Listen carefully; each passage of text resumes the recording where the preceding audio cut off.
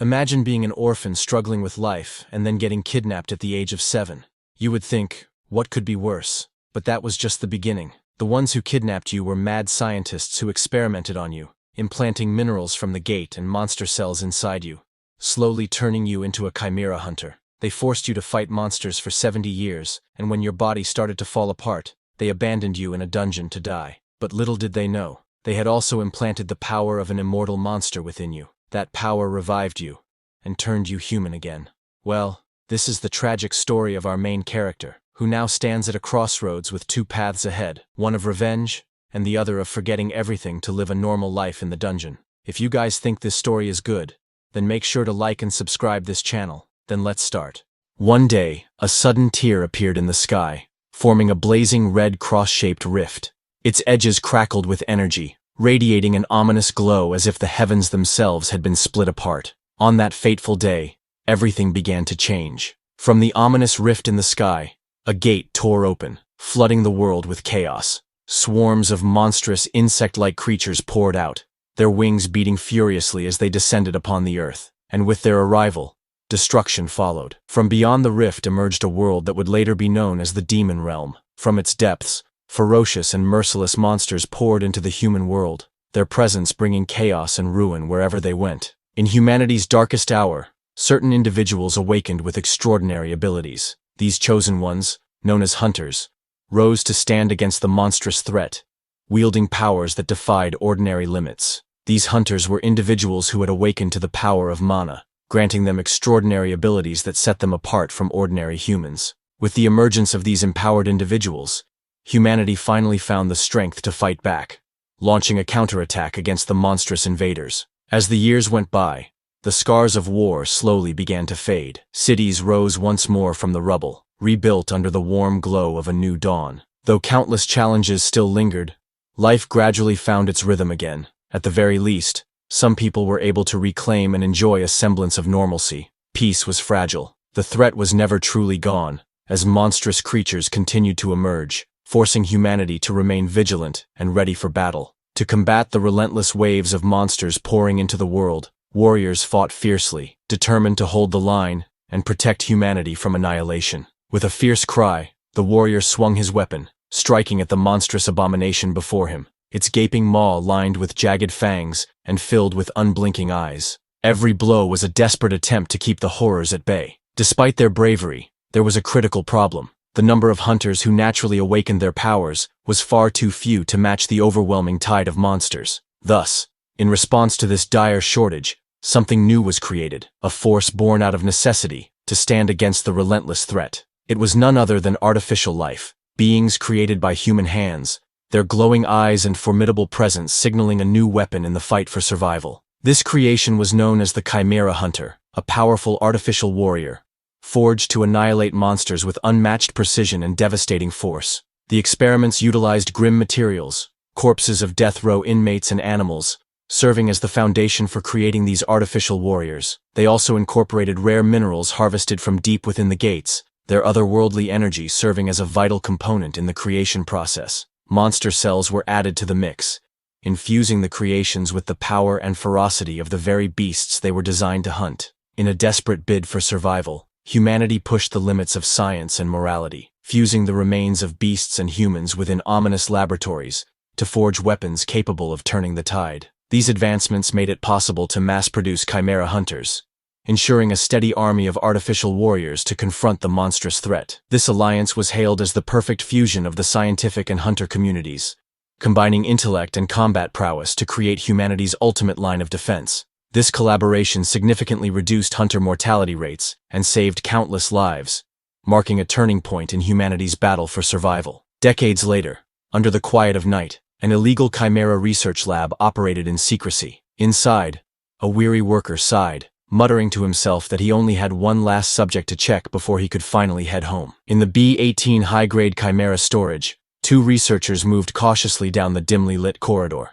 One of them stopped, shining his flashlight on a particular cell. Number 17. His arm looks a little rotten, he remarked with concern. One researcher shouted urgently, "Hey, don't go near him." The other, unfazed, replied calmly, "It's fine. His brain is damaged. He won't move without orders. A monstrous creature was chained to the ground, its body twisted and unnatural. Its right arm was grotesquely deformed, oozing with strange growths. One of the researchers shined a light on it and said, "His right arm is completely messed up. Could this be a side effect of the experiment?" One of the researchers scoffed and said, "Why are you so scared of a guy who can't even see properly?" But as he spoke, the creature's golden, slit-pupiled eyes suddenly snapped open. One of the researchers stammered, "Let's just roughly pass it. At this rate, he'll be discarded anyway." The other gave a casual nod and replied, "All right, man." The chained creature sat silently in the dimly lit cell, its piercing eyes locked on the two researchers. Neither spoke, the heavy atmosphere pressing down on them as the sound of chains subtly echoed in the air. Inside the lab director's office, a cold and detached voice declared, "Number 17 is now useless," sealing the creature's fate without a hint of remorse. One of the scientists reported, "His body is too badly damaged.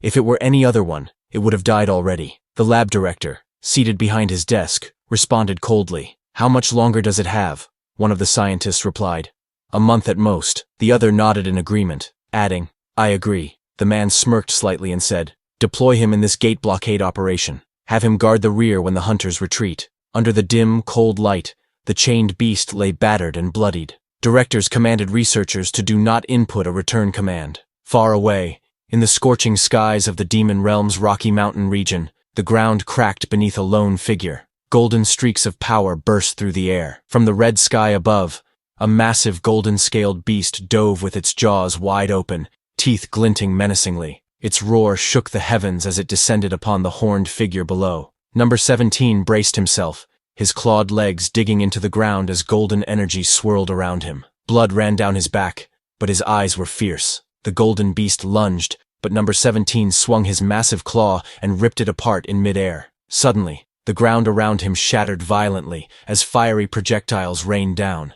Explosions filled the battlefield with smoke and fire, but Number 17 stood tall, his eyes fixed ahead. From the cracked earth, a monstrous plant-like beast erupted, roaring as venomous vines whipped outward. The ground shook, but the white-haired Number 17 didn't flinch.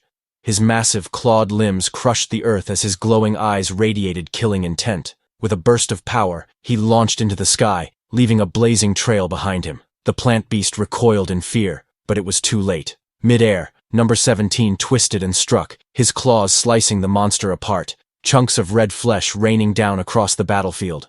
Explosions shook the battlefield, debris flying everywhere. Number 17 opened its jaws wide, rows of sharp teeth gleaming as blue lightning sparked around them. In its mouth, a glowing sphere of energy formed, building up for a deadly attack. A flash of blue lightning blasted from its maw, shooting down like a spear of pure destruction. The beam struck its target directly, scorching everything in its way. The creature was swallowed in the blinding light, its body convulsing as it let out a terrible scream. Sparks crackled across its frame until it looked ready to tear apart from the inside.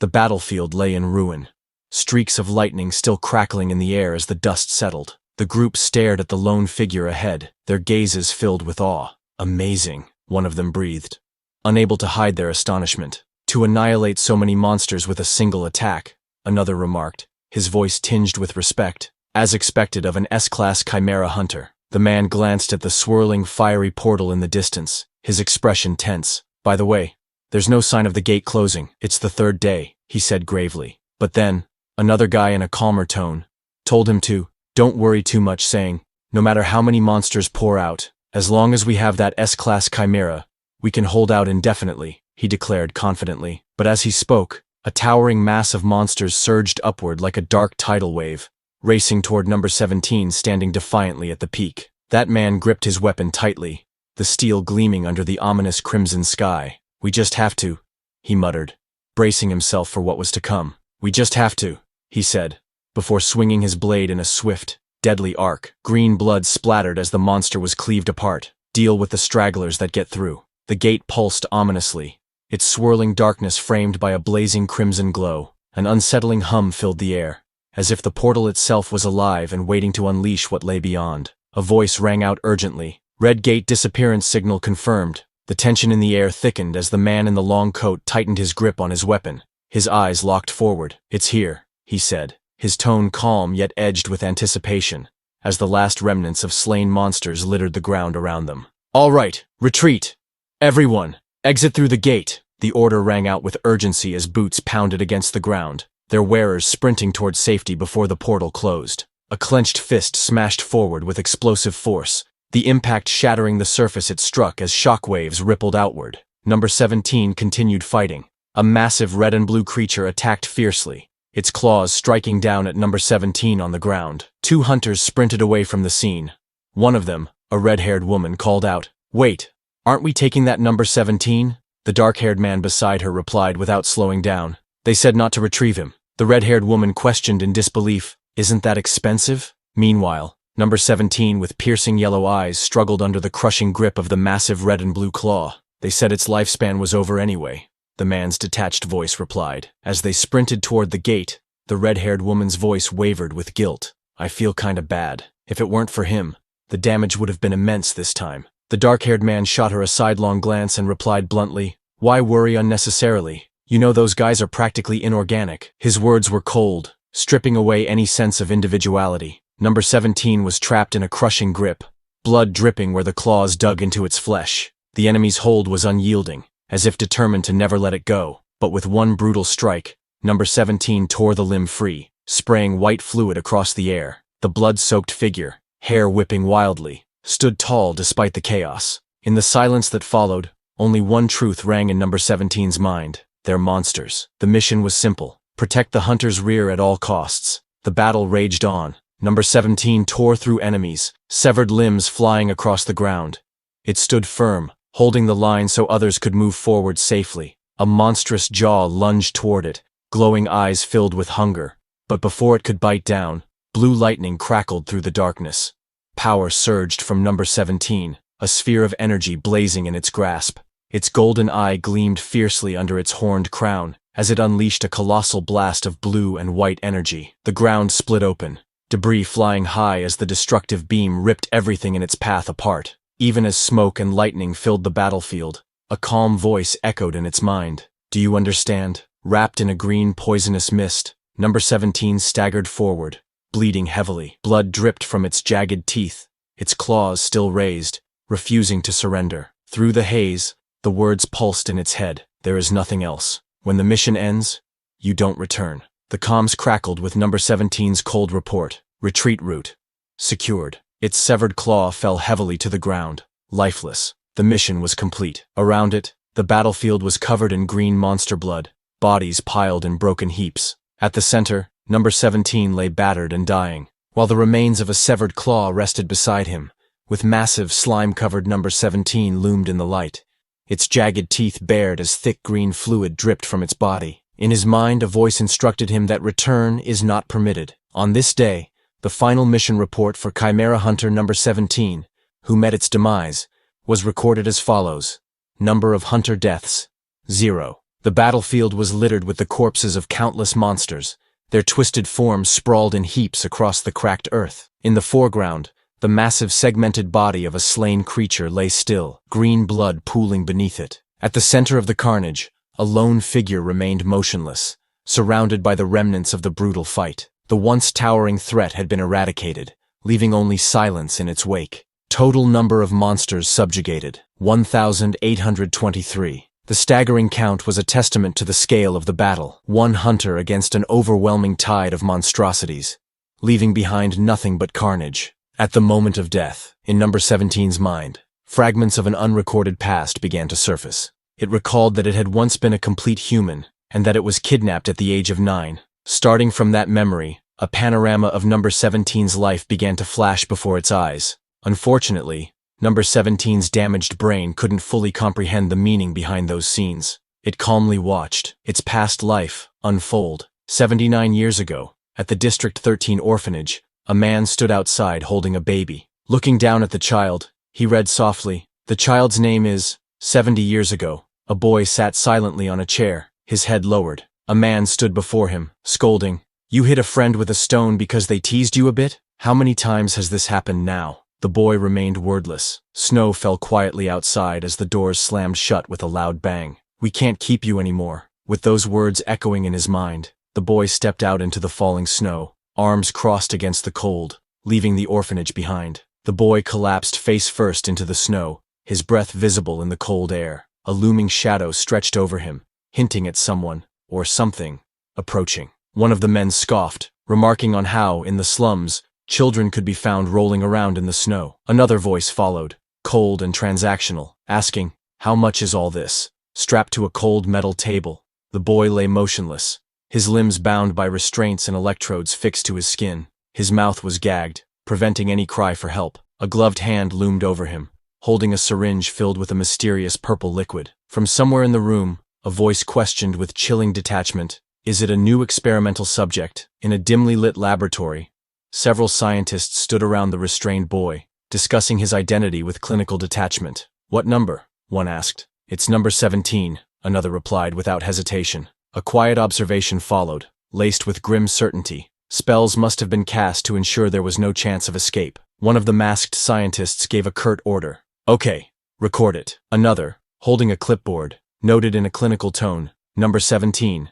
S plus class silkworm larva cell injection." Number 17's restrained hand twitched violently, the black tattoo stark against his pale skin. One of the observers spoke with clinical anticipation. "Let's watch now. What kind of reaction will appear?" One of the researchers stared at the readings in disbelief. "No side effects." Another observed the restrained boy in the chair and added, "A special ability has appeared, but his human form and ego are maintained." One of the researchers examined the data carefully and remarked, "It seems to have a unique constitution." Another, with a cold and clinical tone, ordered, "Keep implanting various things until there's a reaction." The group of scientists huddled closely together under the harsh white light, their lab coats forming a wall of secrecy. Whatever they were observing seemed to demand their full attention, the air in the dimly lit lab thick with tension. Then 64 years ago, in the midst of a crumbling room, number 17 stood firm, energy radiating in a brilliant blue sphere between his hands. The ground beneath him cracked from the force, while behind him,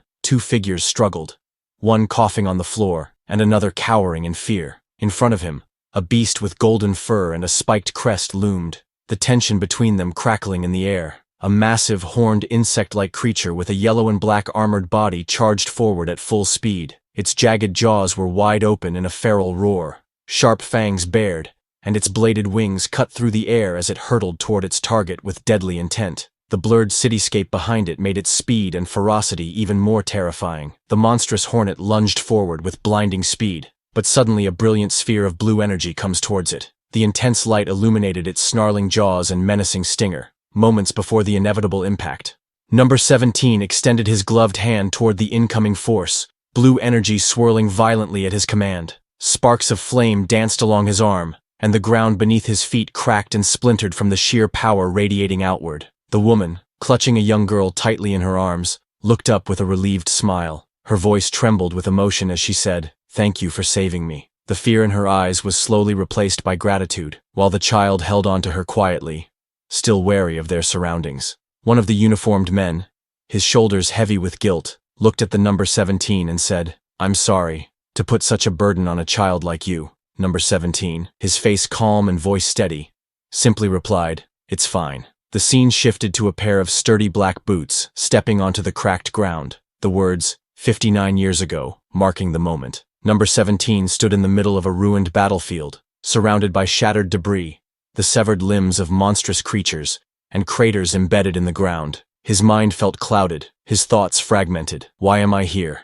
The question echoed in his head as he struggled to recall anything. What was I doing just now? He wondered, staring blankly at the carnage around him, as if a crucial piece of his memory had just slipped away. From behind, a man in a white lab coat with round glasses called out, "Oh, number 17, why did you stop?" There was a faint, almost mocking curiosity in his tone as he added, "Did your memory get confused?" His calm demeanor contrasted sharply with the chaotic battlefield around them. The man in the white lab coat threw his arms wide, his face lit with unsettling excitement. "Your side effects have finally begun," he declared, almost gleefully. Standing a short distance away, number 17 stared at him in confusion.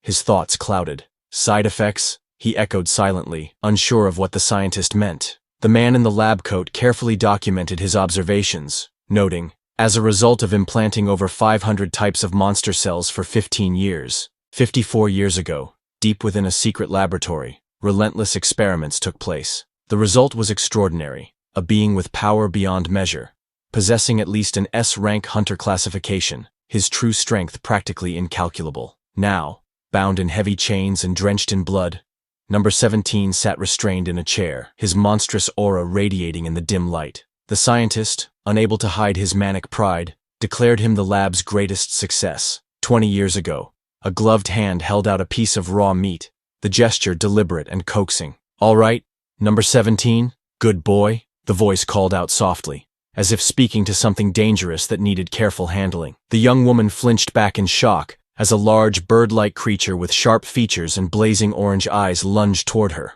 "Whoa!" she exclaimed, instinctively stepping away from the sudden, aggressive movement. The woman crouched a short distance away, smiling in satisfaction. "See? I told you it would eat," she said, watching the creature tear into its meal. This monster was Number 17, nearby. A mother turned away in disgust. "It's gross." A man gently covered his young son's eyes. "Don't look at things like that," he said firmly. 3 days ago, a blinding surge of energy erupted in the air, splitting the sky with crackling light. Number 17's golden eyes widened, reflecting the storm of power as arcs of electricity danced violently around it. Massive, grotesque Number 17 let out a final haunting roar as its body began to dissolve into fragments of light. Its fading voice echoed through the air, repeating in a broken mechanical tone, "All missions complete." As the sun dipped low on the horizon, its golden rays illuminated a vast, jagged chasm that tore through the barren land. The ground was littered with bones and remnants of the fallen, a silent testament to the devastation that had unfolded here. A haunting wind whispered through the canyon, carrying with it the echoes of battles long past. Amid the desolate expanse, a single weathered bone lay half buried in the dust. The bone shifted suddenly, scraping against the dry earth as if stirred by an unseen force. In an instant, with a blinding pillar of light, that bone erupted from the ground, tearing through the darkness and piercing the sky. A massive spinal column, brimming with crackling energy, shot up from the earth, each segment pulsing with unnatural vitality. The narration echoed ominously.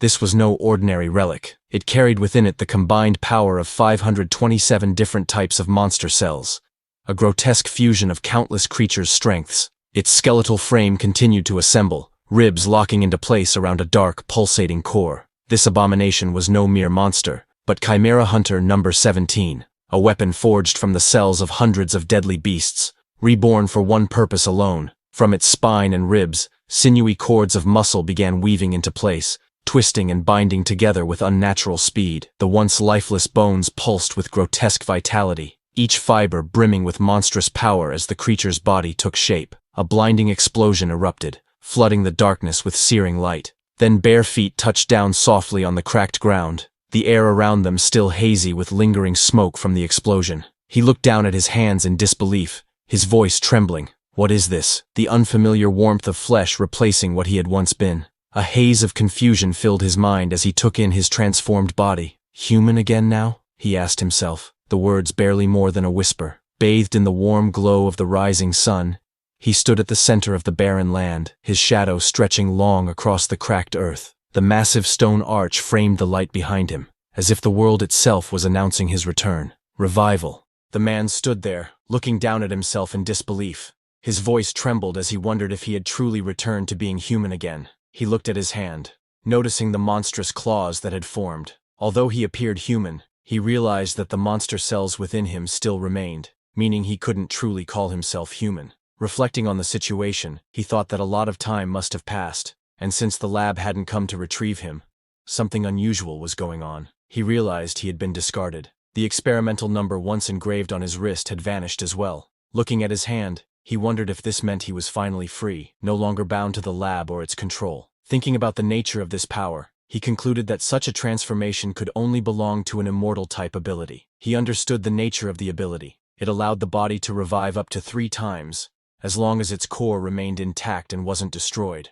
He recalled how it was believed that human and immortal cells could never fuse. Yet, looking at himself now, he realized that his body had fully recovered, restored to its peak condition. He realized that with all the side effects of the experiment gone, his condition had reached its best state. The constant haze that clouded his mind since the beginning had finally lifted. Even the spells engraved on him to prevent escape or rebellion had completely disappeared. He thought to himself that if his existence as experiment number 17 had truly ended, then perhaps it was finally time for him to live a normal life, as a human. He reflected that number 17 was nothing more than a label forced on him by the lab. His true identity had been buried beneath that number. He remembered someone once telling him that while he might seem rough or even unstable, he should strive to live with purpose, by consciously helping others. He recalled the words spoken to him. If he could live a life helping countless others, that would give him true purpose. And in that moment, his original name came back to him, Cheon Do-woon.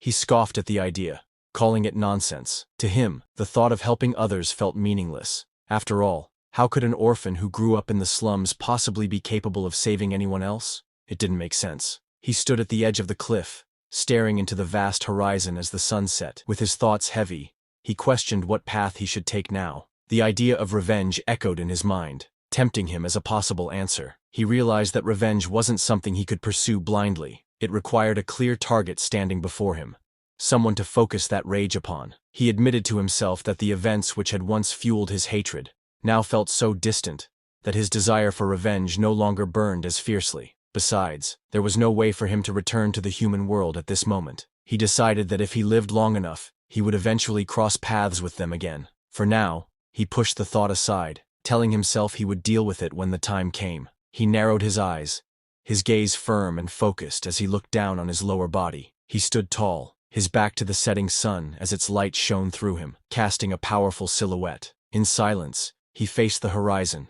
lost in thought about the uncertain path ahead. At last, he made his choice. For the time being, he decided to set everything else aside and try living, at least a little, like a human. As he took his first steps forward, a simple but important thought crossed his mind. If he was going to live like a human, the first thing he needed was clothes. As he walked across the barren land, he wondered to himself, when was the last time he had even worn clothes? The thought felt distant, almost foreign, after everything he had been through. As he wandered near the shimmering lake, he wondered what material he could possibly use to make clothes. The thought lingered in his mind. Whatever it was, it would need to be tough enough to last. Peeking through the bushes, he considered his next step. Perhaps it was best to look around the area for something useful, anything that could serve as material for clothes. As he searched, something caught his attention. With a curious look, he leaned closer and muttered, This is... He came across the fallen body of a large beast. Observing its state, he wondered if it had died in a territorial dispute. Judging by the lack of major injuries,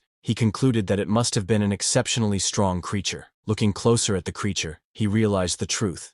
It hadn't fallen in battle. Instead, it must have died from poison. He smirked with satisfaction and raised his hand. Good, he muttered, relieved. It was perfect timing, just when he needed leather. Without hesitation, he drew his blade. As sparks of energy flashed, his hand turned into a blade.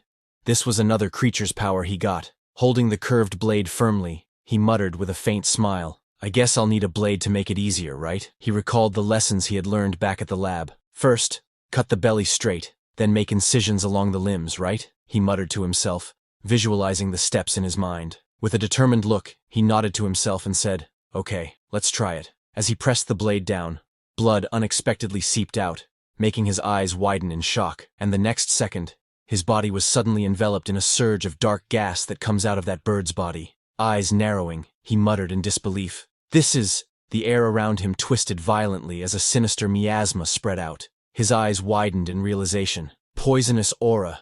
The ground darkened, trees withered, and even the fallen beast nearby convulsed under the suffocating energy. Despite the poisonous aura swirling violently around him, his body remained completely unharmed, no damage. Glancing at the faint stench in the air, he muttered calmly, It smells. I'll have to wash it. After finishing his task, he looked at his handiwork with satisfaction. It's done. Not bad for a first try, is it? He remarked proudly. Then, without hesitation, he turned his gaze forward and muttered, Next. He stepped into the clear stream, the cool water rippling around his hand as bubbles rose to the surface with each movement. After cleaning it, he examined the hide in his hand. Puzzled. It looked soft when I saw it, he muttered, tugging at the material. But as he tested its texture, he frowned. Is it because it's monster hide? It's too stiff. It's not like it's a metal plate or something. His eyes widened as an idea suddenly struck him, a spark of realization lighting up his expression. Oh, in times like this, he exclaimed, clearly having thought of a solution.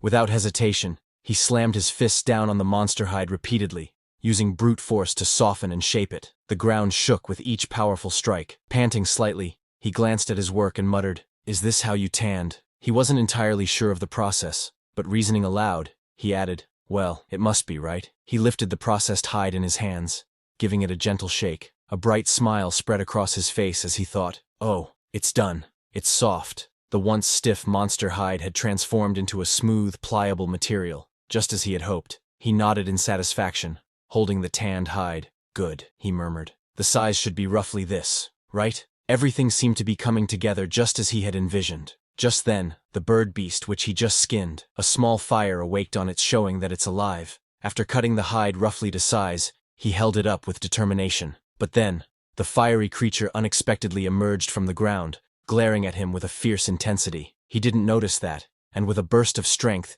he clenched his fist tightly around the pelt, the force radiating outward as the fabric tore under the pressure, showing his sheer determination. He slipped the hide into place, adjusting it around his body with a firm pull. Looking at the result, he smirked slightly and muttered, "Not bad," clearly satisfied with his handiwork. Standing tall under the clear blue sky, he admired his handiwork. The rough, makeshift garment clung snugly to his frame as he tightened the belt around his waist. With a satisfied smile, he declared, "It fits my body perfectly." As he adjusted his rough new clothing, he noticed a strange sensation in his shoulder. Pulling the fabric aside, his eyes narrowed at the sight of a dark purple mark spreading faintly across his skin. Examining it closely, his expression turned serious as he realized, the poison hasn't fully drained. He let out a thoughtful hum, knowing this was something he couldn't ignore. As he sighed in annoyance, deciding to just wear his makeshift clothes despite the discomfort, a strange sound caught his attention. Startled, he turned toward the source and froze. By the water's edge, the creature he thought was long dead suddenly stirred, flames flickering weakly from its head. With a puzzled look, he muttered, "What? Wasn't it dead?" The creature suddenly gasped and choked, its twin flaming heads twitching as if in distress. Despite its weak state, it seemed to react to his presence, almost as though it could understand him. Observing the strange creature struggling yet still alive, he stroked his chin thoughtfully. "Seeing that it's alive despite having rigor mortis," he muttered, narrowing his eyes. "This one must be an immortal type too." He looked at the struggling creature, its flames flickering weakly. "If it were before, I would have killed it without hesitation, because I was a hunter. But now, as he studied it more closely, he realized, the opponent is already weakened, and not even a threat. There's no need to kill it." He looked at the weakened creature and smiled softly. "You and I are both lucky. Since it's our second life, let's live well." As he turned and walked away, he glanced back one last time. "If fate allows, we'll meet again somewhere," he said calmly. The weakened creature lay in silence, its fiery gaze following him as he disappeared into the distance. Bare footsteps echoed softly against the rocky ground as he slowly emerged from the shadows, each step carrying an eerie weight in the silence. Now that he had managed to take care of his clothes, he walked forward with determination. What he needed next was clear. "I need a house," he thought, already planning his next step for survival. Suddenly the ground beneath him began to crack, faint sparks flickering out as the stones split apart. Something was about to emerge from below. With a deafening screech, a colossal centipede-like monster burst forth, its sharp mandibles snapping and its many legs clawing at the ground. The man stood calmly, hands folded behind his back, staring up at the towering creature without a hint of fear. The monstrous centipede loomed high above, its razor-sharp claws glinting menacingly as it prepared to strike. From below, the man stood firm, gazing up at the towering beast with unwavering calm, his posture unshaken despite the terrifying sight. The young man looked up at the towering creature with calm eyes, tilting his head slightly as he asked, almost casually, "Is it too dark here?" With a single sweeping motion of his arm, the young man unleashed a devastating strike. A sharp arc of force ripped through the air, slicing cleanly across the monstrous centipede's body. Green blood sprayed wildly as the beast screeched in agony, its massive form reeling back under the overwhelming power of his attack. The young man calmly turned his back. With his hands folded neatly behind him, he walked toward the light at the end of the tunnel. His voice was cold and indifferent as he dismissed the fallen creature with just one word: rejected. Then he went to a snowy mountain. A cold wind swept across the mountains, carrying with it a relentless flurry of snow. Their large, white-furred beast with a blue face lay in the snow, its mouth wide open in a cry filled with sharp fangs. Snowflakes fell around it as it struggled. Our MC walked past the fallen snow beasts lying across the ground. Looking at the desolate, frozen land around him, he thought to himself that it would be difficult to find any food in such a place. So this place was also rejected. He then walked through the dense forest, and suddenly he wrinkled his nose in disgust. The foul odor in the air made him frown, and he muttered to himself about how unbearable the smell was. This was also rejected. He then stepped into a dark cave. Noticing the damp walls and the sticky green liquid dripping down from above, the air felt heavy and wet, making him frown in discomfort as he muttered to himself that the place was far too humid. This was also rejected. He left the damp cave behind, only to step into another place where streams of lava glowed brightly. The intense heat pressed against him, and with a weary sigh, he muttered that it was unbearably hot. He also rejected it. Stepping out into the open, he was met with a clear blue sky and warm sunlight pouring down. Standing tall on the edge of a rocky cliff, he looked around in surprise and quietly muttered, "Oh," as the brightness washed over him. Standing atop the cliff, he gazed at the breathtaking sight before him. Lush greenery, cascading waterfalls, and a rainbow shimmering in the sunlight. With a hint of surprise, he admitted to himself that the scenery was quite impressive. He never thought he would one day find the demon realm beautiful. Looking out at the peaceful scenery, he wondered aloud if he should explore further. Without hesitation, he leapt gracefully from the cliffside, ready to look around a bit more. He landed with force, the ground cracking beneath him as dust and debris scattered. The impact shook the earth, showing the sheer strength behind his leap. He stood by the water's edge, gazing down at the clear surface. Beneath the gentle ripples, schools of fish swam freely. Observing the scene, he noted that the water was clean and full of life, with plenty of fish to be found. From beneath the surface, sharp-toothed fish lunged upward with menacing glares, their jaws wide open. Watching them, he thought they looked quite delicious. He imagined that if he caught one and roasted it on the spot, it would feel just like camping. He rubbed his chin thoughtfully, imagining a simple life by the water. With the abundance of fish acting as a natural food source, he pictured himself building a small house, sitting outside by a campfire, and living peacefully in the area. As he walked further, his eyes caught sight of bright yellow flowers blooming under the clear sky. As he continued walking, he noticed the fresh scent carried by the breeze. Standing among the tall trees with sunlight filtering gently through the leaves, he took a deep breath of the fresh air. Surrounded by flowers and greenery, he felt a sense of peace, and simply thought to himself, "Good." With a calm smile, he looked up at the sunlight streaming through the leaves above. Feeling at peace, he softly envisioned the name for his future home,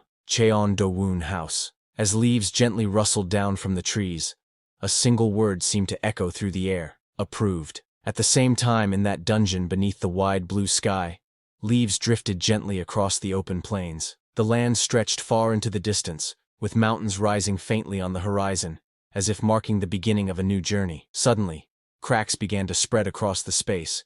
The cracks in the space split wide open, releasing a blinding blue light. In an instant, a swirling vortex appeared, twisting violently as if tearing through space itself, ready to connect this land to another realm. With a thunderous crash, something comes out of the vortex and slammed into the ground, scattering dirt and debris in every direction. From within the smoke and dust, a dark figure emerged. Sparks of red energy crackled around its body, and its heavy steps pressed into the ground. Through the smoke and glowing embers, a robot-like figure appeared, its eyes burning a deep, menacing red. Sparks of energy flickered across its body as it looked around, its mechanical voice echoing with a question. "This is the demon realm." On the other hand, our MC clenched his fist, determination shining in his eyes. He told himself that the first step would be finding a proper site to build his house, setting the foundation for the life he envisioned. With a powerful motion, golden energy burst forth from his hand, arcing through the air. It shot downward like a blazing streak of light, slamming into the forest below with explosive force,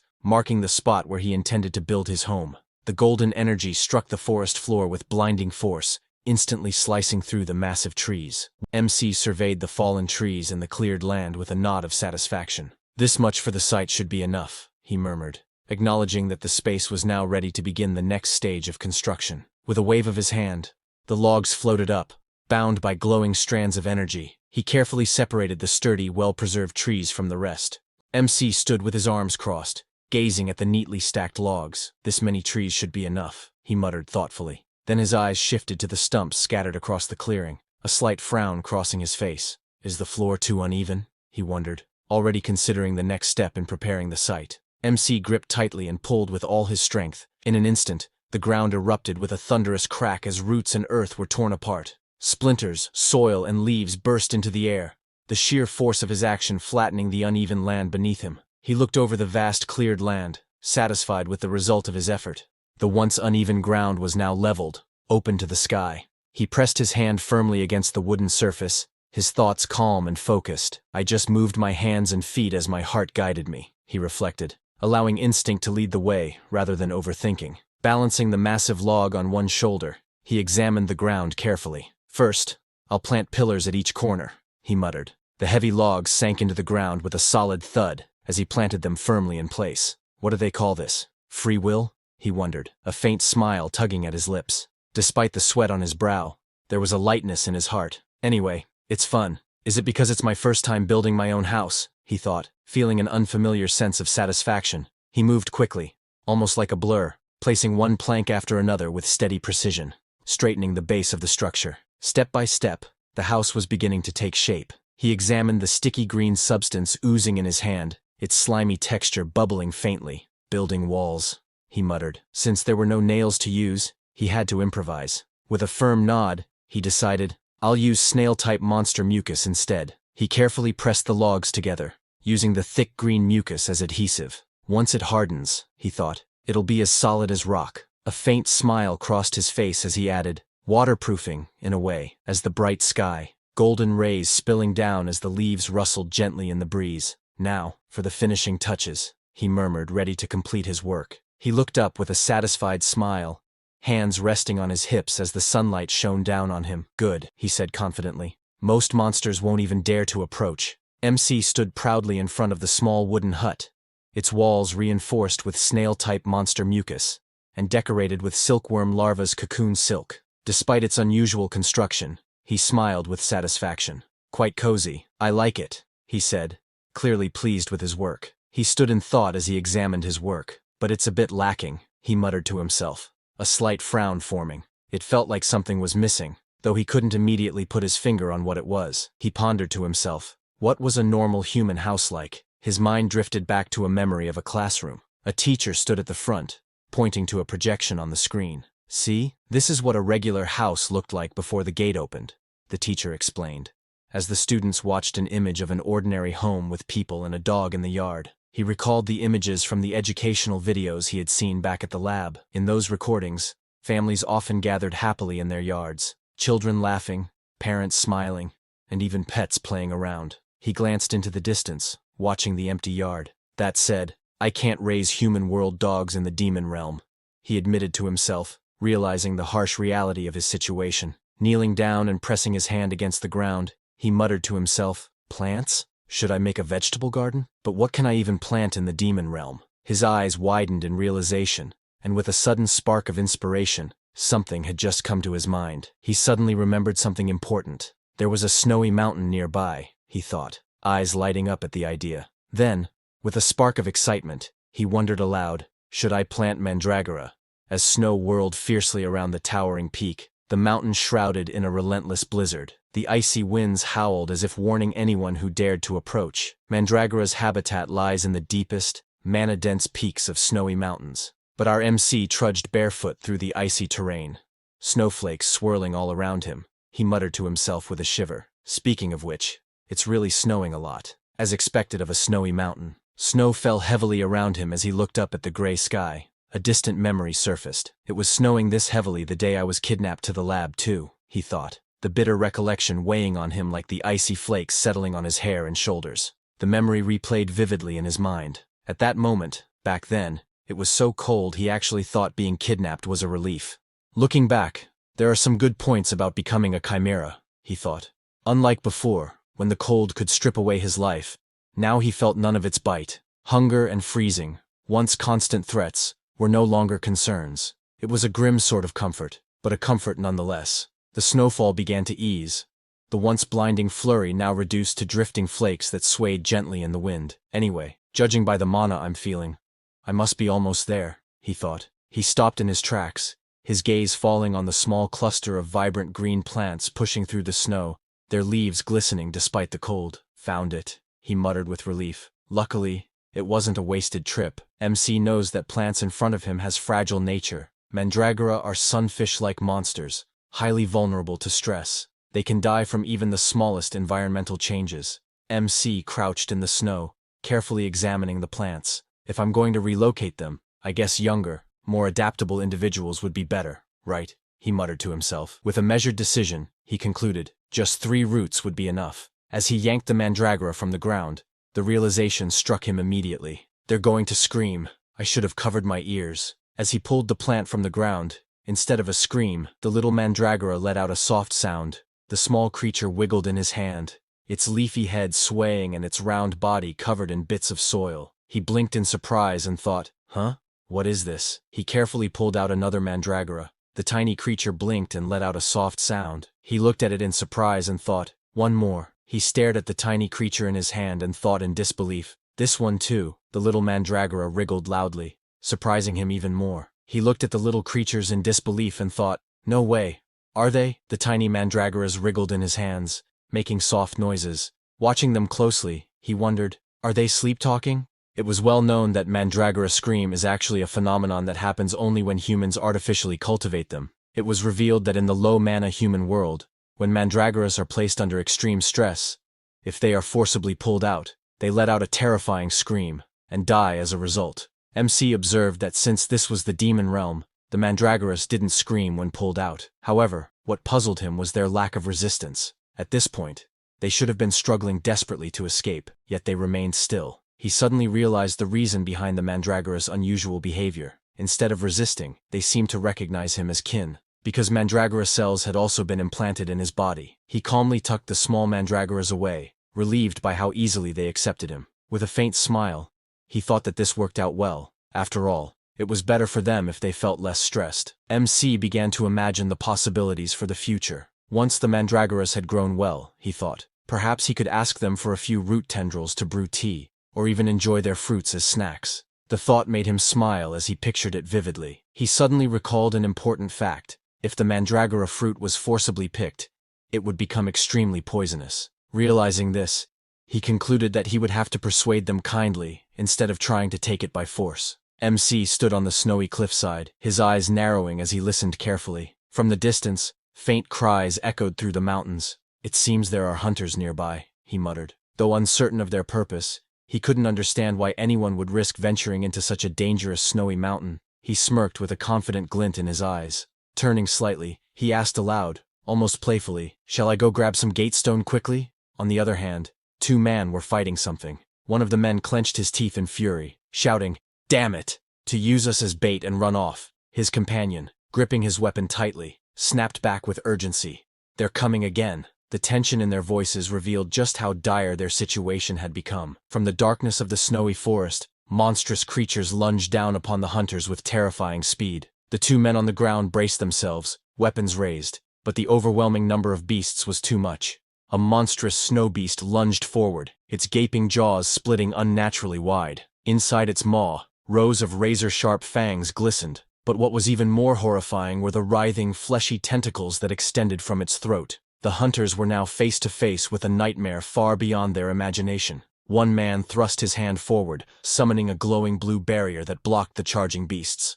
The creatures slammed into the shield with force, but he gritted his teeth and held on, straining under the impact. Sweat ran down that man's face as he gritted his teeth, his expression filled with strain and fear. His strength was failing, and with a trembling voice he muttered, no good. Cracks began to spread across the barrier, glowing faintly under the pressure. His hands trembled with effort as he realized in fear, the barrier will break soon. The cracks in the glowing barrier spread rapidly as the man's strength faltered. Beads of sweat rolled down his face while regret filled his thoughts. He cursed himself silently. I should have just stuck to odd jobs. Why did I even volunteer to find the chimera? The barrier finally shattered into glowing shards, scattering into the air. The man screamed in pure desperation, his voice cracking, help! As monstrous beasts lunged toward him. Just then a light shined in the sky. It crashed down from the sky, followed by a deafening explosion. The ground erupted, blasting dirt and stone into the air as shockwaves tore through the battlefield. The monsters, feral rabbit-like beasts with bloodthirsty eyes, snarled and growled, surrounding the 2 men trapped in the chaos. One soldier, barely able to stay on his feet, trembled as he raised his gun, while the other sat on the snow, wide-eyed and frozen in terror. His voice cracked as he stammered, what is that? From within the swirling smoke, an ominous silhouette slowly began to emerge. Through the thick smoke, The soldiers squinted their eyes in shock. One of them stammered in disbelief, realizing the dark silhouette was not a beast, but a human figure slowly emerging from the haze. Out of the dust and smoke, and our MC finally appeared. His face was calm and unreadable, his silence carrying more weight than words as he stood there. He narrowed his eyes at the creature before him. It looked like a snow rabbit, but its fierce glare and sharp fangs revealed it was anything but ordinary. But the snow rabbits froze in place, as an ominous presence loomed above the MC. He released his killing instinct, and a massive, shadowy figure with glowing eyes appeared, its terrifying aura filling the air. The snow rabbits screamed in terror, their cries echoing through the frozen forest. Panic spread among them as they leapt and scattered in every direction, desperately trying to escape. The two hunters stared in shock, disbelief written across their faces. One clutched his wounded arm, his voice trembling said, "It's impossible, a B-class monster, running away as soon as it sees him." In the quiet moment that followed, one hunter expressed gratitude, saying how thankful they were for being saved. One of the hunter introduced himself as Kim Tae-hoon, and pointed to his companion, Oh Seong-ju. With a respectful tone, he asked MC for his name. MC calmly replied that he is Cheon-do-woon. Kim Tae-hoon's mind raced as he studied the MC before him. Cheon-do-woon? I've never heard that name before, he thought. The MC's ragged outfit only deepened his suspicion.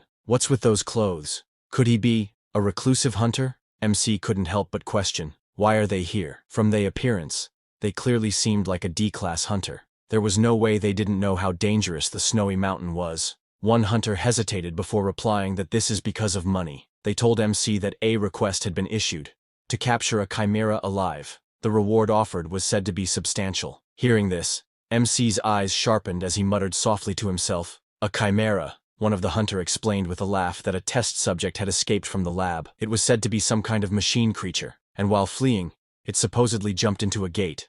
Hearing this, MC thought to himself with relief, if it's a machine creature, then they're not looking for me. MC made up his mind, thinking to himself, I should grab the gate stone and go. MC then questioned suspiciously, but where are your bags? You didn't come to the demon realm empty-handed, did you? The gate stone, one of the hunter quickly made up an excuse, stammering. Those team members, those guys took everything and ran off. Clutching his wounded shoulder, the man gritted his teeth and shouted, they intended that from the start. Inwardly, he regretted not realizing it sooner, thinking, I should have noticed when that B-class hunter offered to let me join.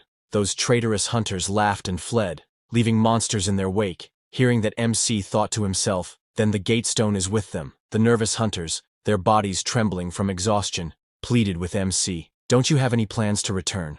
We're almost at our limit, you see, one stammered desperately. The other added, you know well what happens when you're contaminated by mana, don't you? They looked at him with a mix of fear and urgency, hoping for mercy. Well, the time a hunter could endure in Demon Realm varied greatly depending on their awakening grade. If they failed to return to the human world in time to purify the mana within them, most would inevitably die. But there was one anomaly. Our MC was the exception. Both of the hunters' desperate voices echoed. One asks that, can't he please take them to the human world, adding that his pregnant wife is at home. But MC wasn't listening to them, and was using his powers to search the other hunters. Found them, he muttered, locking onto his targets with unwavering focus. The desperate plea of the hunters was suddenly cut short. With a thunderous burst, MC shot forward with terrifying speed, the force leaving a deep crater behind. The two hunters froze, wide-eyed, as Cheon-do-woon suddenly leapt into the sky with incredible speed. The hunters panicked and shouted after him. Mr. Cheon-do-woon! One of them cried out in shock. Where are you going? The other yelled, their voices filled with confusion and desperation. On the other hand, the little robot was running away, its glowing eyes fixed on the bright streak.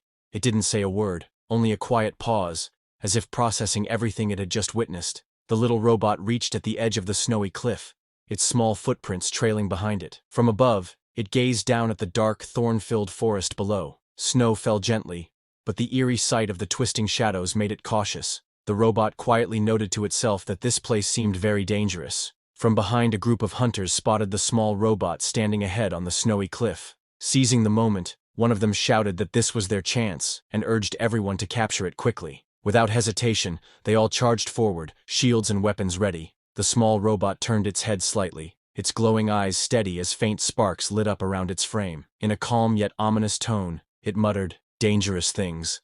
The robot's transformation was sudden. Its once warm yellow eyes now burned with a sinister red glow. Crimson sparks and violent energy crackled around its body as its form shifted into a darker, more menacing version of itself. The robot system activated, its cold voice echoing just one command. Its only purpose now was clear: to eliminate everything in its path. 4 warriors attacked the robot together. One leapt from above with a shield in hand. Another swung down with a glowing purple sword. A woman surrounded by a magical aura rushed forward, while a man with a heavy blade slashed fiercely from the ground. The robot, its body shining with red energy, raised its arm to defend against their combined assault as the battle exploded around them.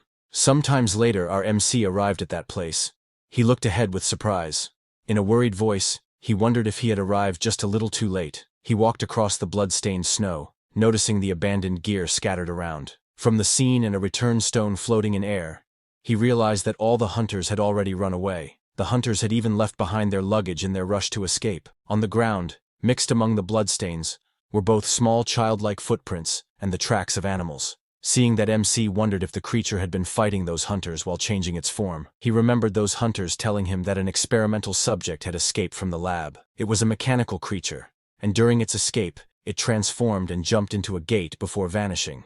The creature was created from liquid metal, allowing it to freely change its shape. However, since the material was rare, it was made small, about the size of a child or a large dog. MC thought about the mechanical creature. The fact that it managed to overpower 5 B-rank hunters all on its own was truly impressive. On the other hand, Kim Yao urgently called out, telling Xiongju to snap out of it. Xiongju, weak and trembling, said he is done for, explaining that his whole body was contaminated with demonic energy. Kim Yao refused to accept it, shouting at him not to talk nonsense, and reminding him that his child was going to be born next month. With blood dripping from his mouth, Xiongju weakly begged Kim Yao to tell his wife that he was sorry. Tears streamed down his Kim Yao's face as he cried out desperately, pleading with Xiongju to hold on just a little longer. As despair filled the air, Kim Yao questioned if miracles truly existed. At that moment, a glowing figure stepped forward, their foot touching the ground like a sign of hope breaking through the darkness. Tears still streaming down Kim Yao's face, his eyes widened in shock as a sudden radiant light appeared before him. As the golden light cleared, the Kim Yao's eyes widened in disbelief. Standing before them was Cheon Do-woon, carrying a huge pack on his back. They were stunned to see that the pack he carried was their missing luggage. Immediately, Kim Yao rushed forward, going towards Cheon Do. He dropped to his knees in desperation, his voice trembling as he pleaded. He begged Cheon Do-woon to save them, his cries echoing through the snowy forest. Cheon Do-woon stood there surprised to see him. Kim Yao said he knew that in the lawless demon realm, once it's taken, it's over. So he fell to his knees, and takes out money with trembling hands, explaining that he and Seong-su had brought 2 checks worth 10 million won each, calling it the value of their lives. With desperation in his voice, he pleaded, begging to buy just 1 gate stone. Kim Yao's words echoed. He told MC that if they didn't return now, death was certain. Cheon Do-woon's eyes shifted to the checks trembling in the man's hands. 20 million won? He muttered, his expression unreadable. Cheon Do-woon thought to himself that he couldn't use the money right now, but it would definitely be useful once he went to the human world later. So Cheon Do-woon takes out a gate stone and broke it, releasing its energy. Kim Yao bowed deeply, holding on to Cheon Do-woon's hand with gratitude as the glowing return portal swirled behind them. With a trembling voice, he said that he would never forget this favor for the rest of his life. As chaos unfolded around him, Cheon Do-woon quietly looked at the stack of money in his hand, his face calm and unreadable, while Kim Yao turned to Xiongju, asking him to get up quickly, saying if they go fast, they might live. But before they leave, Cheon Do-woon asked them if a gate stone cost around 200,000 won in the human world. Kim Yao, supporting injured Xiongju, looked puzzled, and replied that gate stones now cost about 1 million won, and questioned why Cheon Do-woon was asking. Hearing that, Cheon Do-woon extended his hand towards Xiongju, and grabbed his shoulder, saying, "It just feels like he received too much." Cheon Do-woon smiled as faint blue energy started swirling around his fingers. With a calm tone, he told them that he would give them something else as change instead. Just as he said that, a surge of bright blue energy erupted around Cheon Do-woon, swirling like flames and shaking the air. Both of the hunters stared at him in shock. Blue flames of mana swirled violently in the air as Cheon Do-woon released his power. Kim Yao realized that Cheon Do-woon is injecting mana, covering his face from the overwhelming energy. He shouted, asking him Cheon Do-woon to wait, because he knows that injecting mana was an act so dangerous that even A-rank hunters avoided it. If the flow of mana clashed and became tangled, the mana core could shatter, causing both individuals to die instantly. The danger was clear. Kim Yao knows that if this continued any longer, both of them would undoubtedly perish. But as the mana flow stopped, Xiongju looked down at his hands in shock. A warm glow surrounded him as he realized what had happened. The demonic energy within him had been completely purified. In excitement, he hugged Kim Yao, whose eyes wide with shock and relief. Xiongju cried out with joy, shouting that they were alive. Both of them had survived. But deep down, Kim Yao still struggled to believe it, whispering to himself that such a thing should have been impossible. As Cheon Do-woon turned to leave, Xiongju behind him dropped to his knees in gratitude. He thanked him with teary eyes, swearing never to forget the favor. While Kim Yao could hardly believe what had just happened, Cheon Do-woon had purified demonic energy by injecting mana, something thought to be impossible without an overwhelming amount of power. After witnessing the impossible, a single thought echoed in their minds: just who exactly is Mr. Cheon Do-woon? On the other hand, Cheon Do-woon walked steadily with a large pack strapped to his back. His expression was calm as he let out a thoughtful hum, lost in his own thoughts. Cheon Do-woon arrived at his small wooden home, relieved to see that no intruders had disturbed it. He looked at it fondly. He thought it had been a satisfying outing, especially since he had gained some unexpected income. Cheon Do-woon glanced at the small mandragora tied to his waist who had waken up. Seeing its drooping leaves, he wondered if the long journey had worn it out. Cheon Do-woon knelt down in front of his small home, carefully planting those mandragora into the soil. As he worked, he thought to himself that this much should be enough. But as the small mandragora swayed in the soil, their faces gloomy. They let out low, unhappy sounds, clearly showing their dissatisfaction. MC noticed the little mandragora unhappy expression and frowned. He wondered aloud what they didn't like. Maybe they are upset because their home had been moved by force. Then, thinking further, he guessed they might be hungry from being carried around without soil. Cheon Do-woon reached out his hand, letting a soft blue glow of mana flow from his fingertips into the soil, asking little mandragora, shall he give them some mana because they usually enjoyed it. The little mandragora began to glow with joy, happily responding to the mana they had received. Watching this, Cheon Do-woon remarked that they seemed more at ease now. But Cheon Do-woon suddenly sensed something unusual. Narrowing his eyes, he thought to himself, this presence, it feels familiar. Cheon Do-woon realized that it's the robot the hunters have been chasing. It was a small mechanical creature, clutching branches as if to camouflage itself. Confused, MC wondered, what business does a machine like that have with me? Cheon Do-woon decided not to overthink it. Calmly, he thought to himself that, well, if it really has business with him, it'll show itself sooner or later. Cheon Do-woon glanced at the stack of money and thought to himself that there was no rush. He would keep it aside for now and only use it when he truly needed it later. Then he sat inside the wooden cabin and unpacked those hunters' backpack. Inside was cooking pots and many supplies. He looked down at them and thought to himself that it was time to organize the luggage he had brought. Cheon Do-woon began checking through his belongings one by one. He had a portable burner and a cooking pot set, perfect for outdoor cooking while hiking, camping, or fishing. There were also 8 gate stones, items that allowed free travel between the human world and the demon realm. He pulled out some spare clothes, though they were contaminated with pollen and needed washing before use. Lastly, he had 2 sleeping bags and a blanket, essential for staying warm at night. Seeing all of this, he thought to himself that those hunters had come very well prepared, which was definitely a good thing for MC. Cheon Do-woon picked up a red packet and realized it was ramen. A wave of nostalgia hit him, as he wondered if the last time he had eaten it was back when he was a child living in the orphanage. Cheon Do-woon smiled as he held the ramen packet in his hands. Feeling the hunger in his stomach, he thought it was the perfect time. With a spark of anticipation, he decided to try cooking ramen. Cheon Do-woon read the ramen recipe, which instructed him to fill 500 milliliters of water. Standing by the river with a pot in his hands, he wondered if he should just estimate the amount by weight. As Cheon Do-woon stood by the river with his pot, ready to collect water, a sudden splash broke the surface. Fierce-looking fish with sharp fins leapt out toward him.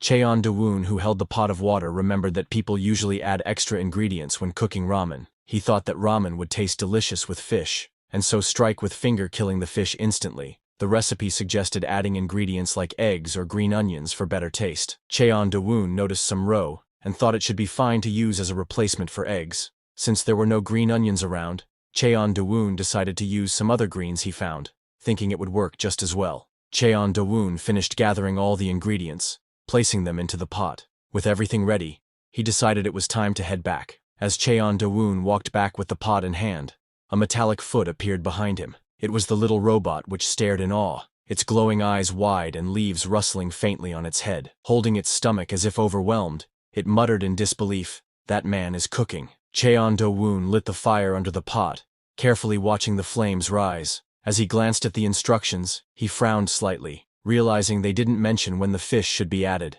Cheon Do-woon stood by the wooden table he had just crafted from a log moments ago. Looking at the pot, he shrugged and decided, "I guess I'll just boil it all together," as he tossed the ingredients in to cook. But as the smell of his cooking loomed over nearby mandragora, their tiny bodies trembling, they twitched uncomfortably, smelling the strange scent. The strange scent drifted through the air, winding its way past the trees as the sunlight filtered through the leaves. The little robot caught the drifting aroma, its sensors twitching as drool leaked from its mouth. "Cooking smell," it murmured, clearly drawn toward the source. "I want to eat it too." "How?" it muttered, its steps following the trail despite knowing it wasn't built for such desires. Its memory stirred, tying the present scent to something once glimpsed long ago. Its body transformed because it saw it in the lab that humans like dogs and humans help if they felt pity. So it transformed into a pitiful-looking dog, whose one leg is injured. Robot let out a soft whine as it approached. Cheon Do-woon, sitting at the table, glanced over with a puzzled expression. He remembered that this mechanical creature has been following him ever since. As he looked at the robot, he wondered if the robot transformed into a dog just to lower his guard, and is it pretending to be hurt on purpose, trying to stir up sympathy? From its actions alone, the MC could tell it seemed like a young creature, one that didn't yet understand much. The little dog barked happily, wagging its tail with innocent excitement. Seeing that MC frowned in thought. How on earth did a creature like this escape from the lab, and make its way all the way to the demon realm?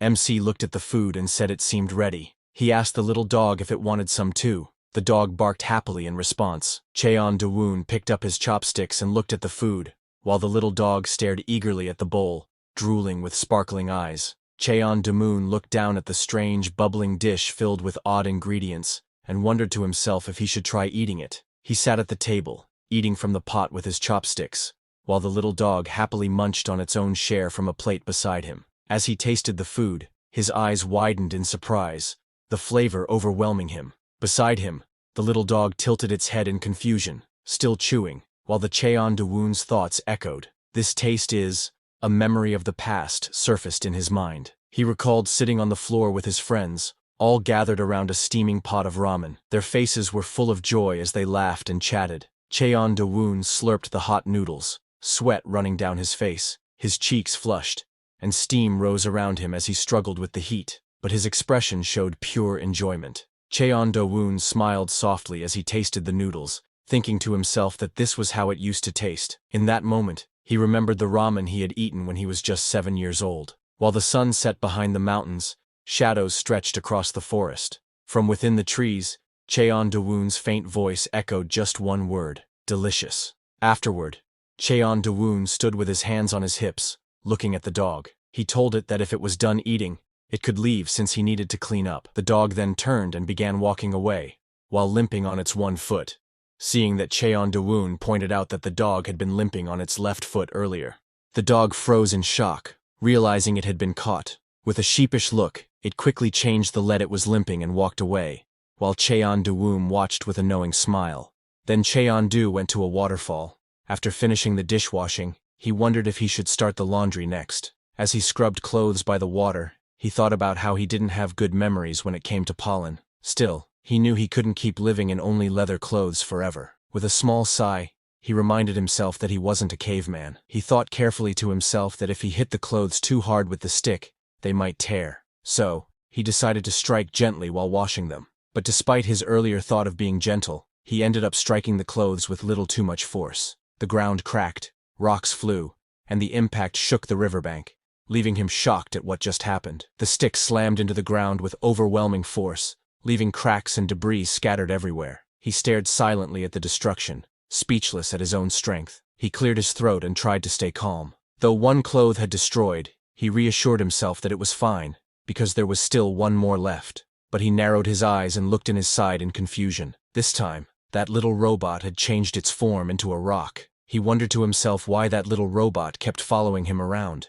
He remembered that, while he was eating ramen and washing the dishes afterward, the strange little robot appeared again, floating nearby as if it was watching him. Even when he stopped to admire the flowers that looked like forsythia, the little robot appeared once again. It changed its form and came closer, but it never really did anything special, just followed quietly. The little robot, disguised as a log, suddenly froze in surprise when a bee flew close to its face, making it flinch with wide eyes. It panicked as a bee buzzed near it. Terrified, it shouted, "Bee!" and ran away as fast as it could, clearly frightened by the tiny insect. The little robot screamed that it hated bees.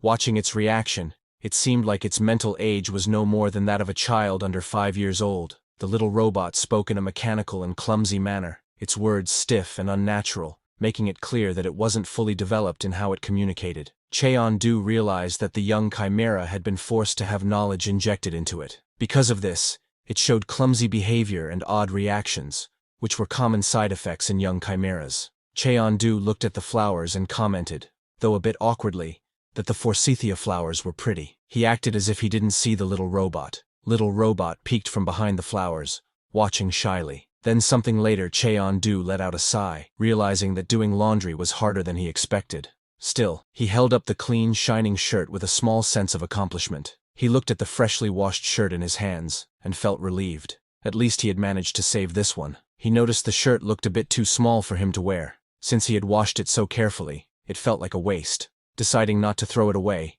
he hung it to the side. Then, he thought to himself that it was time to go check on the mandragoras. While he goes to check on them, the little robot, disguised as a rock, stayed silent, only its glowing eyes showing any sign of life. The little robot grabbed the wet shirt, thinking that since the man wore clothes, it should too. The little robot put on the wet shirt and said proudly that it also wore clothes, trying to imitate the man. The little robot happily declaring that it now belonged to him. He stood proudly, glowing with excitement. Golden light surrounded the creature as its form began to change. Shiny, wavy brown hair appeared, glowing beautifully in the transformation. The golden light continued to glow as the transformation went on. From within the shining clothes, a human hand appeared, clenched tightly into a fist. The transformation was complete. The small robot now stood in a full human form, with long brown hair flowing behind and fists resting proudly on its hips. It felt perfect, as if this form was its true self. On the other hand, Cheon-du looked at the little mandragoras in concern.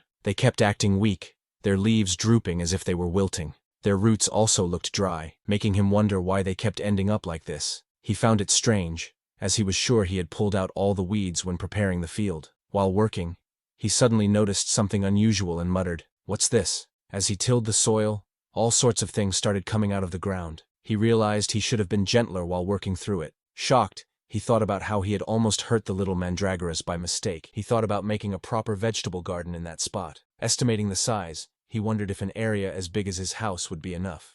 Just then, he noticed something appear behind him. He looked back and saw a young girl with long, flowing hair peeked out shyly from behind a tree. Her bright golden eyes widened with curiosity as she softly greeted, "Hello." Cheon-du looked surprised, immediately recognizing that it's the little robot. He thought to himself, "This time it's a girl. Is she finally talking to me?" Gathering himself, he responded softly, "Yes, hello there." The little girl looked at the wooden house with hesitation and asked softly if it belonged to him. Cheon-du simply replied with a calm, "Yes." The little girl nervously asked if he was a native of the area. Hearing her question, Cheon-du smirked slightly and thought to himself whether he should tease her a little. Cheon-du said yes and asked her which tribe she belonged to. Surprised and nervous, the little girl stammered, repeating the word tribe in confusion. The girl nervously pointed far away, claiming she came from across the waterfall, a very distant place that he wouldn't be able to find. Cheon-du thought for a moment and asked if she was from the coconut tribe, since they lived near the waterfall. The girl quickly nodded, flustered but determined, and insisted that he was correct. She claimed that she came from the coconut tribe. Cheon-du noticed the outfit and pointed out that it looked like his. The girl quickly explained, flustered, that in her tribe, whoever picks something up owns it, so the clothes were hers now. Cheon-du, amused, simply agreed and told her she could keep it. The girl let out a happy squeal. Cheon-du asked the girl what brought someone from the coconut tribe to this place. The girl, looking nervous, admitted that she had been kicked out of her tribe. Then, gathering her courage, she said she had a request for him. The girl shouted nervously, her face red with determination. I want to live here too. Please. I hope you'll let me stay. She bowed her head deeply, showing her desperation as Cheon-du looked at her in surprise. The girl's eyes widened nervously and she stammered, "Here there are no bugs." Her face showed a mix of worry and desperation as she tried to explain her reason. The girl nervously fiddled with her hands and said softly, "And there's a house too, so it seems safe." She spoke timidly, trying to justify why she wanted to stay. The girl explained shyly, "That's why I want to live here." Hearing this, Cheon-du closed his eyes with a calm expression and thought to himself, so she just needed a place to rest after all. He agreed and said, "All right, but if you want to stay here, you must do your share of work." The girl's face lit up with excitement as she clenched her fists happily. "Understood. Just tell me what to do," she replied eagerly. Cheon-du explained, "First, I need to till the vegetable patch. Can you help with that? I need to make a new home for the mandragoras." The girl eagerly grabbed the tool and declared with confidence that she would handle it, proudly saying she was strong. The girl shouted with determination that she was confident in her strength. With incredible power, she charged forward, tearing up the ground and sending dirt and rocks flying everywhere. Cheon-du watched her run with overwhelming strength, realizing she had no intention of hiding who she really was. He thought to himself that maybe it was because she had only ever lived in a lab, and so she didn't understand how a normal child was supposed to act. Cheon-do introduced himself and asked the girl for her name. She froze for a moment, startled, and nervously repeated the word, "name," as if unsure how to respond. The girl thought to herself that she didn't have a name. She decided she would make a new one, choosing it based on the pretty flower she had once seen. The girl raised her hand proudly and announced with a bright smile, "My name is Kim Nari." Cheon-do tilted his head and asked, "Forsythia?" The girl stomped her foot angrily and shouted, "It's Kim Nari." Then few minutes later little Nari proudly announced that the work was all done. Cheon-do observed and commented that it was finished quickly. A stone fence, carefully made by Cheon-do, surrounded the tilled patch of land. Then he planted the mandragoras there. Little mandragoras jumped around happily with bright smiles, clearly excited and full of energy in their new home. Cheon-do watched them and thought he should have tilled the field more carefully. Meanwhile, Kim Nari stayed quiet, simply observing. Cheon-do suddenly turned his head, sensing something unusual. His expression sharpened as he clearly noticing something that caught his attention. Little Nari suddenly burst into tears, her eyes filled with sorrow. Cheon-do looked at her in surprise and asked why she was crying. Sniffling, she admitted that seeing the mandragoras reminded her of her lost friends, and the memory overwhelmed her with emotion. Cheon-do looked at her with surprise, thinking to himself, "Friends? There's no way she could have had something like that in the lab." He couldn't believe her words, feeling puzzled by what she meant. Just then, little Mari's eyes widened in shock as a loud, terrifying noise echoed around her. A tear rolled down her cheek, and she gasped in fear. Dark shadows spread across the sky, surrounding the area where the small house and vegetable patch stood. Cheon-do calmly told little Nari not to be too surprised, explaining that the frightening noise was just monsters hunting each other, a common sound in this place. Little Nari, trembling and crouched on the ground, nervously admitted that before coming here, she had seen a monster that looked like a chick, and it seemed like several monsters were attacking it. Hearing that, Cheon-do widened his senses and calmly confirmed, "It seems so." Little Nari trembled as she listened, her voice filled with worry. She said it sounded like the creature was in pain and must be hurting. She added that it seemed to have been bitten. Cheon-do, standing calmly beside her, explained without emotion that the creature would soon be eaten, for this was the demon realm after all. He asked her perhaps she saved that monster. Hearing that, little Nari clutched her head. Trembling, she shook her head and cried out in despair, insisting that she couldn't save monsters. Seeing her reaction, Cheon-do wondered if the side effects of the brainwashing command were still affecting her. It seemed she couldn't move according to her own will. Cheon-do thought to himself that he needed to be careful with his words so they wouldn't sound like commands. Smiling gently, he said to the little Nari, "If you help, the monster might survive. Do you want to go and take a look?" Hearing this, the little Mari's eyes widened in surprise, clearly moved by his words. She shouted, "I'll be back," as she launched herself high into the sky,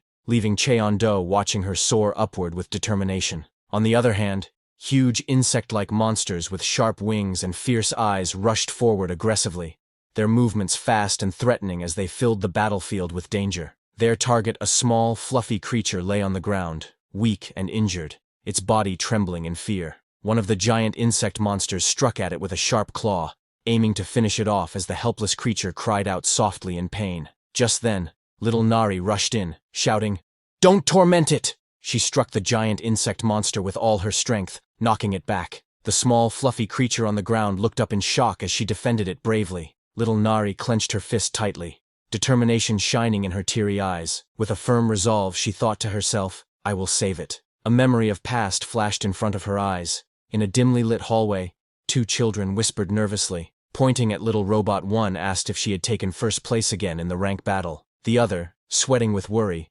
muttered that if this continued, they would be used for dangerous experiments with high chances of failure. This made those children angry, and they took little Robot's small, yellow toy and torn it. They throws it on the ground, with tufts of its fluffy feathers scattered around. The other children shouted angrily, Let us live too, if only you weren't here. They ganged up, kicking and beating the small robot. Curled up on the floor, the robot thought sadly, Why, I just did as I was told. The small robot trembled. In its mind, it cried out, It hurts. Please stop. Little Nari could not save her toy there, so this time she have divided to save this little white creature. Little Nari shouted with all her strength.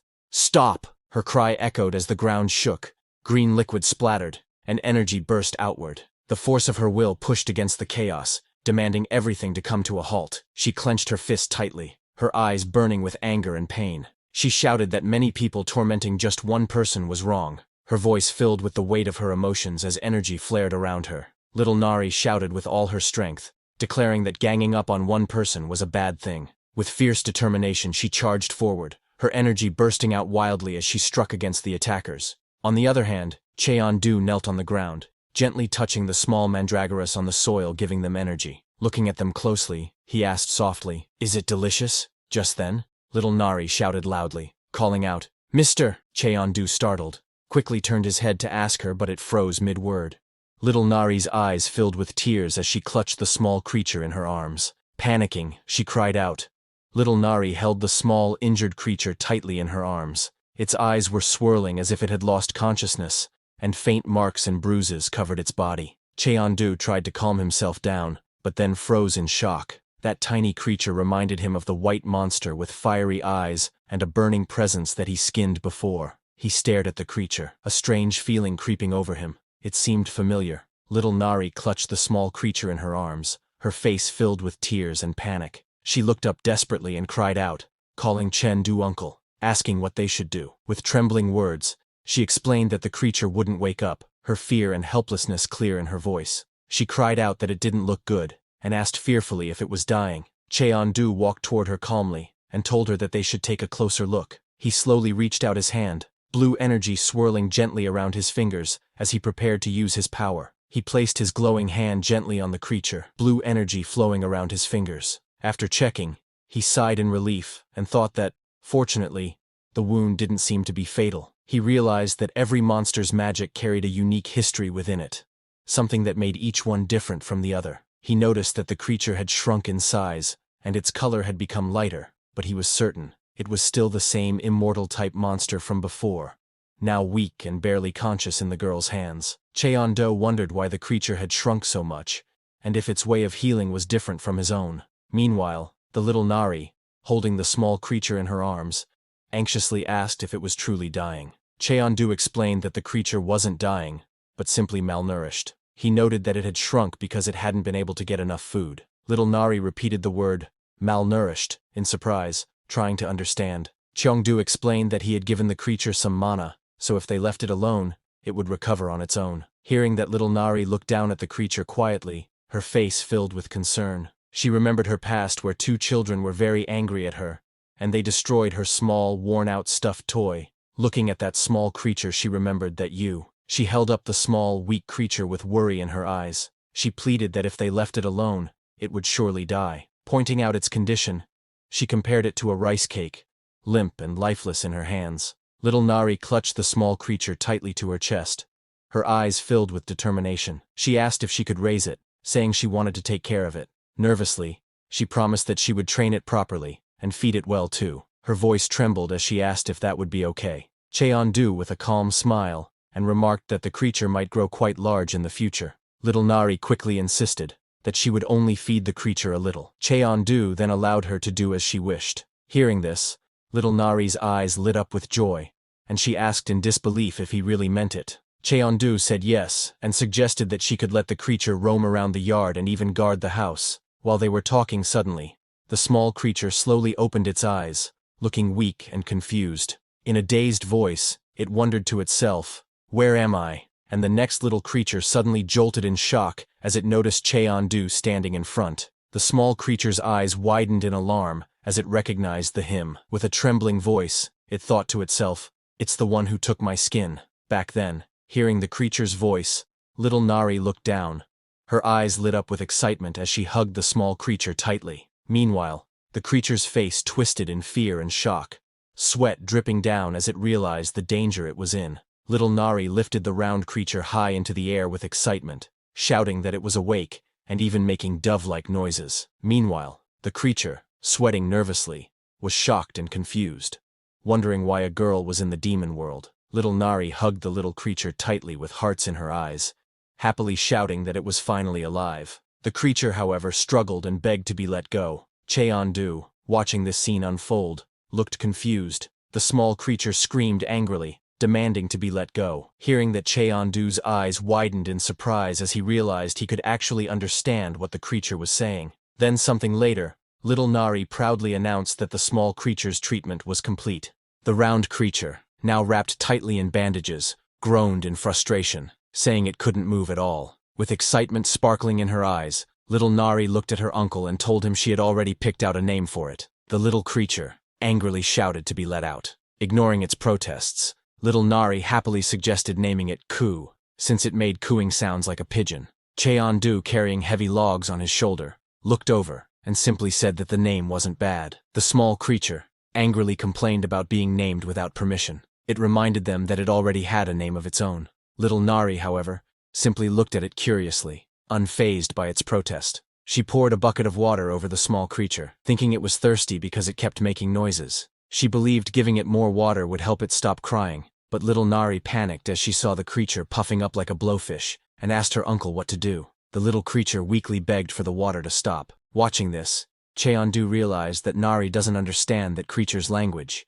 He calmly told her that the creature had already had enough water. Little Nari suddenly realized the creature might be hungry. With excitement, she shouted that she would go find some food for it, and quickly ran off. After she left, Cheondu noticed that many small tasks were piling up. To stay organized, he decided it would be best to build a storage cabinet. He measured the logs, and thought to himself that the cabinet should be about this size. It didn't need to be too big, just enough to serve its purpose. With his hand blade, he tries to cut the log, but it broke in pieces, making Cheondu paused in surprise, not expecting it to cut so easily. He stood puzzled and muttered to himself, wondering what went wrong, since he had built it the same way he had made the table and chair. The little creature, wrapped in bandages, clicked its tongue, and explained that the wood was different. It pointed out that the one in front of him was soft wood, easy to break. Hearing that, Cheondu realized that wood strength varied by type and asked about it. The creature, surprised, said it was obvious, and couldn't believe he didn't know. Curious, Cheondu then asked which color wood was the strongest. The creature confidently began to say that the strongest wood was obviously the red one, but then it suddenly froze in shock, its eyes widening in surprise. The creature panicked, and asked if the man had just understood what it said. Cheondu, deep in thought, muttered to himself about red wood. Ignoring him, the creature grew cautious, and thought to itself that although it seemed impossible, it should try just in case. With glowing eyes, it decided to attempt reading the man's mind. The creature activated its ability, and a glowing light surrounded it. It used telepathy to read thoughts directly. But Cheondu Chimera power activated and looked through the whole forest carefully. But no matter how hard he searched, he couldn't see any red wood. He wondered if the red wood might only grow in a different place. Meanwhile, the small creature was shocked. Realizing that Cheondu had blocked its telepathy instantly, it thought to itself that it was even more than just blocking. It nervously asked in disbelief if Cheondu could actually hear its thoughts. Cheondu explained that it wasn't exactly like hearing a voice. Instead, the words simply appeared in his mind. Then, with a serious look, he added that there was something even more important to discuss. He pointed out that it was even stranger for a monster to understand human speech. The little creature froze, startled, and stammered, "That's..." Seeing his hesitation, Cheondu realized that the creature must be one of the rare intelligent monsters that are born against all odds. Though he had heard of such beings before, this was his first time seeing one in person. He looked closely, and asked calmly if they had met before. The creature said yes, and admitted that it had really wanted to see him again. Surprised, Cheondu asked why it felt that way. The creature said that it didn't matter why, but Cheondu had saved its life. Because of that, it wanted to repay him and help if they ever met again. Hearing that, Cheondu realized that back then, he had removed the poison, which allowed the creature's immortal core to survive. That was why it managed to live. He asked if the creature could help him now. Surprised, the little creature nervously responded, asking if he meant right at that moment. The little creature's eye widened, showing its nervousness and hesitation at the Cheondu's request. But the small creature agreed with determination. It spread its wings and declared that it would guide Cheondu to the place where the red trees grew. Meanwhile, inside the forest, little Nari, who goes to get some food for small creatures, screamed in fear, running desperately as fireballs blazed behind her. With tears in her eyes, she cried out for it to go away, shouting that she hated the lab. Little Nari ran as flames burned behind her. Tears streamed down her face as she cried out in pain, shouting that it was too hot. Suddenly fell face down on the ground, and that fireball hit the wall in front, and a massive explosion erupted in front of her, flames and debris scattering everywhere. Seeing that, little Nari trembled in fear, tears streaming down her face. She thought the lab had come to capture her. Panic filled her mind as she cried, terrified of the flames, admitting she hated fire more than anything. On the other hand, a person held a device showing a radar with a red dot. Watching it closely, they confirmed without doubt that she was the mechanical creature, the one capable of freely changing its shape. A tall man with long hair walked calmly through the raging flames, his expression cold and serious. Fire surrounded him, but he seemed completely unfazed, holding burning energy in his hand as he stepped forward with authority. The man stared ahead with a cold, serious expression. Surrounded by flames, he admitted to himself that it didn't feel right to attack a child, but he was prepared to do it anyway. The man's eyes burned with determination as flames swirled in his hand. He shouted fiercely, explaining that his life was at stake, hoping the child would understand why he had to fight. The man thrust his hand forward, unleashing a massive wave of fire. Flames roared violently, rushing toward little Nari, who looked tiny and helpless in the distance. The man shouted that this was the end. As flames rushed forward, little Nari's eyes widened in fear, tears streaming down her face, her body frozen in shock as she realized the danger closing in. Just then, with small creature perched on his shoulder, Cheondu appeared right in front of little Nari, stopping the fire with his bare hands. Behind him, frightened little Nari wiped away her tears. Cheondu thought to himself that all he had wanted was to finish building the cabinet and eat in peace. But now he was forced into this fight. The small creature's eyes glowed with determination as it used its telekinesis, and told Cheondu it would reveal the location of the trees later. For now, saving the child was the top priority. Cheondu's eyes glowed with determination, ready to act. Kim Nari sat trembling on the ground, clutching her head as she muttered for the fire to go away. Seeing her, Cheondu realized she is terrified of the flames, and clearly not in a stable state of mind. He calmly said to the small creature that they should put out the fire first. The small creature on his shoulder agreed, angry at the thought of someone bullying a child, calling it the act of a scumbag. Seeing Cheondu, the man cloaked in flames glared fiercely and demanded, "You're clearly not some caveman. Whose side are you on?" He narrowed his eyes and added, "You're after the mechanical creature too, aren't you? Then listen carefully. I'll only say this once. Leave while you still can." Both Cheondu and that fire guy stood across from each other, tension filling the air. One was wreathed in flames,